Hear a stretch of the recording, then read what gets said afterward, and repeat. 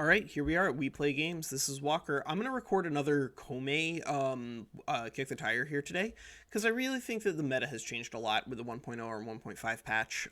So what you used to be able to do, I'm going to jump right in. And if you are not sure what we're doing, then I'm going to leave the other one up. It explains a lot of stuff that has changed by now, but the basic structure is going to remain the same. I'm just going to put that one as like a deprecated thing, but you can watch that video too. This one is more like just it's an errata for that video. Consider it that way. Every time there's a patch that meaningfully changes what you need to do in order to keep Komei as quickly as possible, I promise I'm going to figure out a way to do it fast, and then I'm going to do it. And then I'll post it in here as like an errata kick the tire. So just keep it in mind that way. So it used to be that it was actually incredibly powerful to just try to go ahead and rush serfdom abolished, because if you just pushed the shogunate out of power immediately, like reform government on turn 0, push government out of power, bring Buddhist monks in, suppress, bolster, get to work on serfdom abolished, probably put peasants in government as well. They didn't really have any recourse, because if you figured out a way to keep them happy enough, they wouldn't rebel. They would just get mad, and then they would threaten it, and every once in a while they would start to form a revolution, but the revolution get to like 40% radicalism and then stop, and then that was it. And it was a little spooky for a little bit, but that was it. So it used to be pretty terrifyingly easy to, after you've gotten rid of serfdom, then just start taking all of the other things that rapidly drain the political power of the shogunate. Because remember, the political power of the shogunate, you can see here, 2.9 million is from their wealth.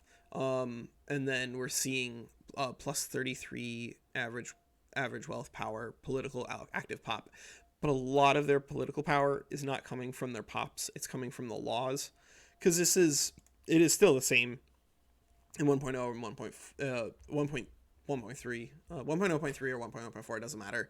Your laws are just a masterpiece of insanity here. Like, all of these laws are bad, every single one of them, and that's great. I think that's super fun. It gives you a lot of stuff that you need to do, and I like that. I think that's really just a great thing. I think it gives you a lot of fun play around.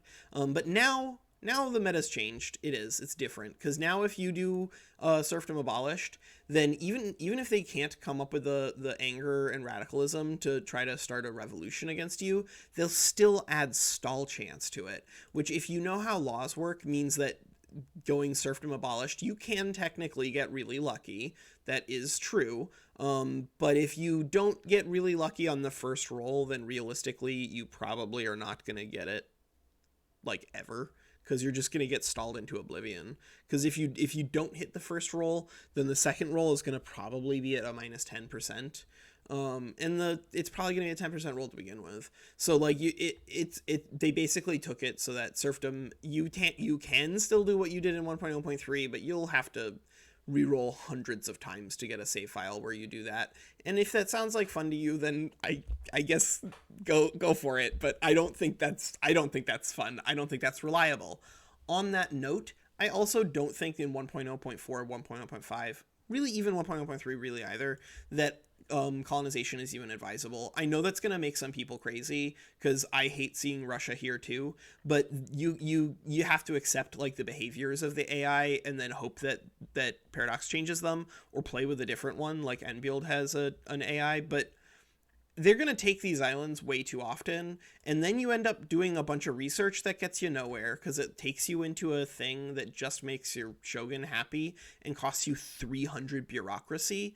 It's not good. I wish it was. I wish we didn't have to do this. I really wish we didn't have to do this. If you have a consistent plan to keep the Russians out of Sakhalin or Hokkaido, post in the comments. This is definitely Academy footage. So if you have other things about Japan, post in the comments. I wanna get a dialogue going between everybody. So one of the other things I've been experimenting in 1.0.4 is that you can go into National Guard. National Guard is very helpful, because National Guard is going to give you the ability to see that revolution secession progression speed. That's going to slow down that. It's also going to slow down the political movement radicalism, which is going to slow down the way they build up revolutionary fight back. So if you're doing a lot of transformation, which we are, then National Guard can be really helpful. So if you want to use National Guard, you can. I think it's definitely worth experimenting with. It also gives you a larger army in case, like for a larger conscriptable population, in case you want to go into professional army here and then fire most of your professional army. If you do that and you don't have a way to conscript people, your army is going to be embarrassingly small, and that's going to cause the great powers to attack you. But if you have national militia, you don't need an army around because you can just conscript 1,000,000 pops. And if you have National Guard and you have professional army, you probably have the ability to still conscript enough pops to be fine. But if you go into professional army and you want to fire your full army, my recommendation is pick up National Guard. But I don't recommend doing any of that anymore. I think that you might want to just stick around to get national militia, because I think this is the strongest out of the options for Japan initially, because you really do want to just be able to put money back into your economy as much as humanly possible as Japan. You are the steam engine. You are this song, right? You are just to build a factory. You're just going through, just getting more resources and churning them and putting them back in. More resources churning back in over and over and over again. And it's going to be really easy for you because you have a giant population of peasants. You have a reasonably sized GDP. You have access to all of the resources that you're going to need personally in order to make good textile mills. I'm going to do a lot of Academy footage today again. Every day I just wake up and I'm like, all right, what do I want to film? All right, I'll film some Komei stuff and then see whatever talking about Komei makes me want to do. That's kind of how it works. But textile mills are a great way to translate the resources that you have as Japan, specifically dye, which you have here, dye, and you have a lot of silk as well. And so that works. It works. You can just use that's the real secret when it comes to industrialization. Use the resources you can get. Textile mills and furniture manufactories are both great. So's Glassworks. There are lots of things that make so much money. You just need to line them up with what you have. And Japan has everything. That's why I think Japan is a very strong country. It's a very complicated one. And there's a lot of rough things at the beginning of the game. Yeah, so you can get dye and silk, and you can get hundreds of them, because these are in 1.0.4, 1.0.5. There's just enormous tracts of arable land. I don't know if how they're gonna maintain that moving forward. I think maybe they'll do it. Maybe they will remove some of them and make some rice farms instead. But if you make rice farms, then you dramatically increase the profitability of the shogunate, which makes Japan even stronger at the beginning of the game. So I don't know. I don't envy anyone who has to do that balancing. Yeah, but law work, there's a lot of important stuff besides your army model and the distribution of power thing. So the reason that people like landed voting, and the reason I think it's probably most useful if you're trying to do a Komei restoration with no resets. So no resets means you do not fish for specifically jingoist or pacifist. You're not going to find anyone who opposes the landed voting switch. So if I wanted to go straight into landed voting, I could just do this, and then I can just start in landed voting, right? And the checkpoint is 147 days because I have incredibly high legitimacy, right? I still have the shogunate here. He's still here, and he's not opposing it because of course he isn't, because the shogunate doesn't really just represent the shogunate; it represents the landowners. In this case, the daimyo. And landed voting is just saying, hey, daimyo, do you guys want to start helping us make decisions for the governance of the country together with a couple of other extremely powerful and rich guys instead of letting the shogun make all of the calls himself? Sure, of course. Of course they're going to say yes to that. I think they should be in favor of it. But that's just me. I think it would be really, really busted if they were more in favor of landed voting than autocracy. I think it would be unbalanced. But landed voting is going to do some dramatic things to your country, which is why I do recommend going into national militia and firing your army, because it's going to allow the formation of political parties, and those political parties are going to get votes, and those votes are going to turn to political strength, which is going to turn into clout. And the samurai typically band together with the shogunate. That government together can have a lot of political power and legitimacy unless you're careful. And so what you're going to need to do if you're going down that route is you're going to need to get empiricism pretty quickly, in which case if you are going for landed vote as your first law, I think it should be your second. But if someone wants to play around with first law, if you're doing LV1, then I think you need to rush empiricism. I think you would need to go to academia and then straight into empiricism, because otherwise you're going to end up with elections where your intelligentsia literally cannot earn political clout from votes because they can't form a party, and that's going to be terrible. Like, that's going to be really bad for you. And so what you would do if you're doing LV1 is you'd go academia into empiricism. I'm gonna do, because for these guys, for the kick the tires, I like to do fast research, fast build, fast hire, and fast enact. So that way I can just kind of like chew through stuff, and then you can chew through stuff with me. We can get it all done all at once. Academia. After academia, I would probably go into, if we're doing it, so the thing is that if you're going to do like a normal run of Komei, one where you don't do landed voting first, you're going to do mandatory service first, as I think you want national militia. Then you probably want to take academia. And then if you're not working towards landed voting, then you go over to production probably and work on the line of cotton gin, lathe, mechanical tools. But if you are doing landed voting, then you want to pick up empiricism as quickly as possible, because just the ability to form the Constitutional Reform Party is really going to help you. It really is. You're just going to have to trust me. It's going to make your life so much easier when it comes to keeping the shogunate power down, that it's not worth delaying empiricism if you're aiming for landed voting. But I think that there is a meaningful value to doing so. The reason being, you see this, the political strength from stuff, it's gonna dramatically transform their ability to prevent us from having access to legitimacy without the shogunate in power, no matter how much clout he has.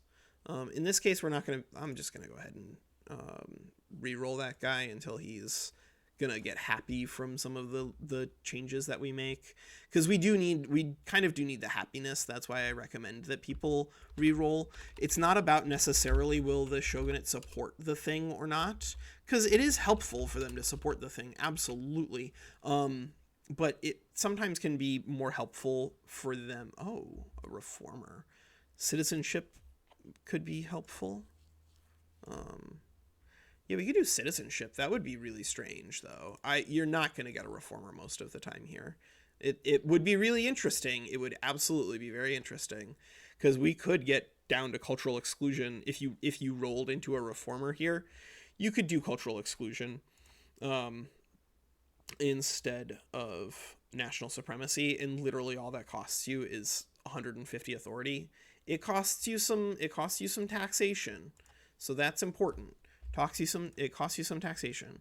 So speaking of taxation, I think when I'm not going to spend 20 minutes on each section. I think once you start understanding how to play the laws of Japan, you'll understand that 1.0.4 changed it. Taxation is mostly the same. You work with a low taxation whenever you're working on a law that you need higher legitimacy for than you can actually find. You want medium taxation if you feel like you're fine on legitimacy, and then you run this if you're not doing if you're not doing law work. Because if you're not doing law work, then you kind of just want to tax the pops as much as humanly possible, even if you don't need the money. It doesn't matter. It's not about if they need the money. It's about whether or not they should have access to the political power that the wealth gives them. And the answer is no, absolutely not. Because the thing is that whenever you're writing this, you're writing a tax bill, you're going to aim your tax bill at your political enemies, kind of no matter where you are in Victoria 3. And my personal enemies, just because I like building countries that are strong, my personal enemies are the landowners. To reiterate for people who don't understand why, it's because they just endorse like every single weak and terrible law. They only want you to have a weak government and a weak country, because then they can be strong within it. And I'm not gonna allow that in my country under any circumstances. In this case, we got a reformer in charge of it, but that's not what you would normally get. You would normally be fishing for a pacifist or a jingoist. But yeah, you're going to tax services and sin. So services and sin, you're going to be targeting mostly. You could target things like liquor and tobacco. You absolutely can, and you get better return on investment in terms of your authority. But you got to keep in mind the pops who you're taxing. Liquor, tobacco, grain, those all hit lower class citizens a lot too. Whereas they just don't buy luxury clothes. They don't. And so this is just taking a little bit of money away from the shogunate. Whereas this would be taking a considerable amount of money away from the peasants. So I vacillated back and forth on whether or not I recommend green tax. And I think the answer I'm giving you here is no. And it's not because of whether or not they can handle it. They can. They're peasants. They can absolutely survive a grain tax. It's that you don't want to hurt them. You don't want to hurt them, either because you are a caring person or because you're an insane min-maxer. Either way, you don't want to hurt them. And so grain tax, it's just not good.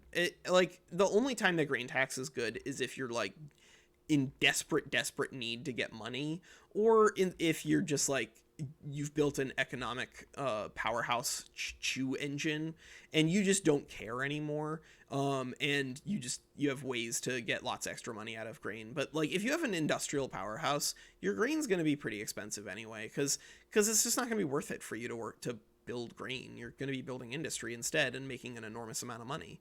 Because again, the thing that you're trying to do here with your taxes is reduce the amount of money that they have, so that way they have less political power.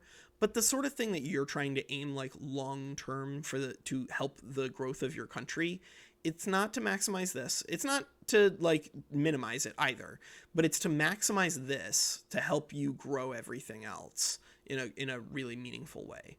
And the way that you maximize this is just by maximizing economic activity within your country.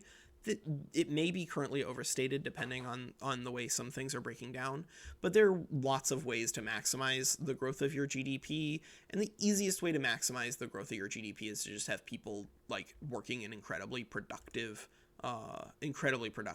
in industries, and you just want to build towards that. High tax, high wage is really useful. This is a very strange combination of things to be looking at if you don't know what I'm doing. But if you think about it critically, what am I doing? I'm maximizing the extraction of money from everyone in the country, and then I'm giving it back to a very select specific class of people. And in this case, it's my bureaucrats and my academics, if I have any academics around, right? And so what that does is it lets me reduce the political strength of everyone, but then boost the political strength of the people working in the universities and the bureaucracies, which is mostly going to be Buddhist monks and intelligentsia. Hey, it's like you can work with Buddhist monks and intelligentsia pretty easily, right? That's a good combination. If you want to go straight intelligentsia, you can, because you have the ability to switch your methods of production around immediately. You could switch into free churches.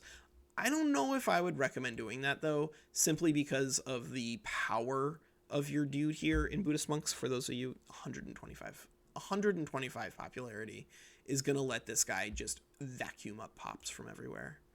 Building order, I've talked about so many times in so many videos, but I think I think right now what I am on is doing a 5 here and then a 5 here, and then coming over here and doing somewhere between a 3 and a 5. I'm not actually, oh shoot, not a port. Somewhere between a 3 and a 5. I'll just average it out as a 4, and then doing a little bit of logging camps, and then doing a tooling workshop. And you can do the tooling workshop either in Kanto or in Kansai. It doesn't matter. That one is up to you.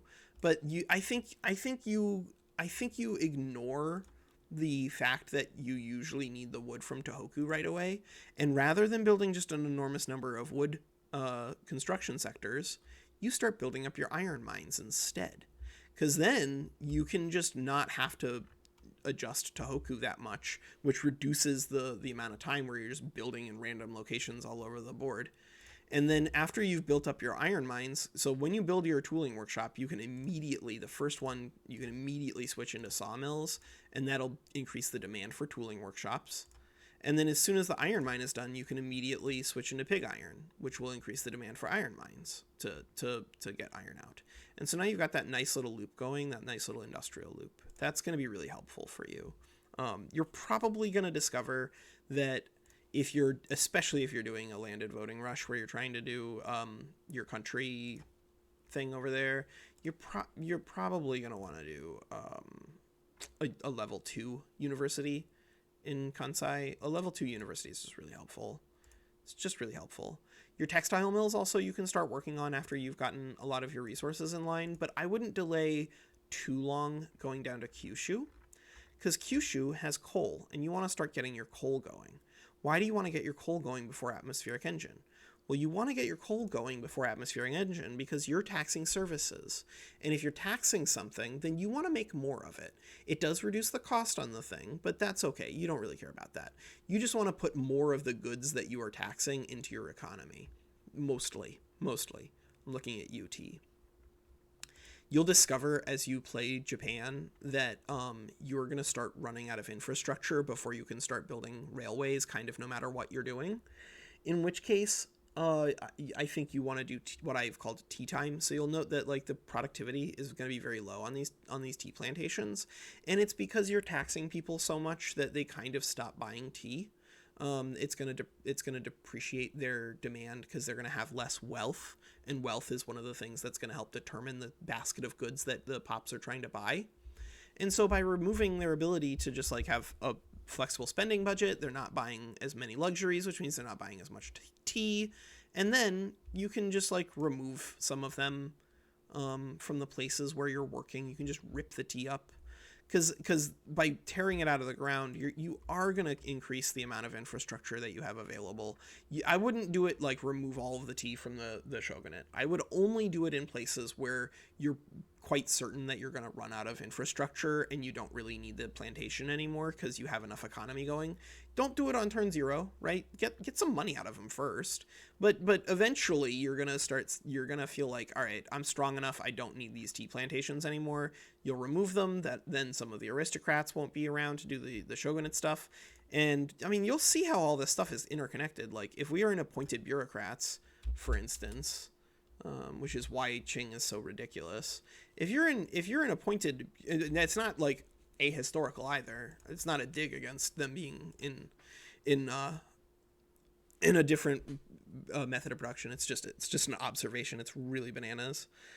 If you go into professional bureaucrats, you see here how it reduces the number of aristocrats and increases the number of bureaucrats. That just means that by getting appointed bureaucrats, you are going to have a very, very easy time removing political power from the shogunate here. It's just, we are again in fast and act and stuff. I'm just kind of like showing you what you can do.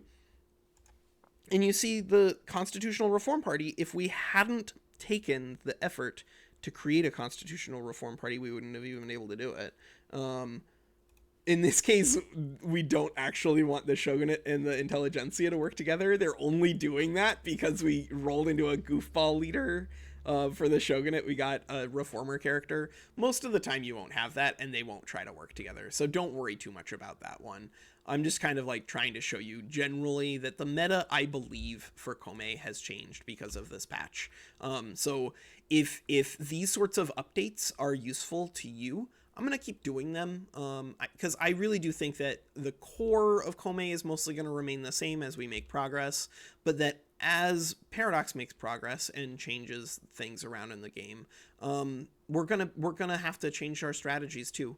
This is a very complicated game, and so there's just a lot of things that are moving, a lot of parts that are moving together, and that's I think the main reason that I'm just so madly in love with it.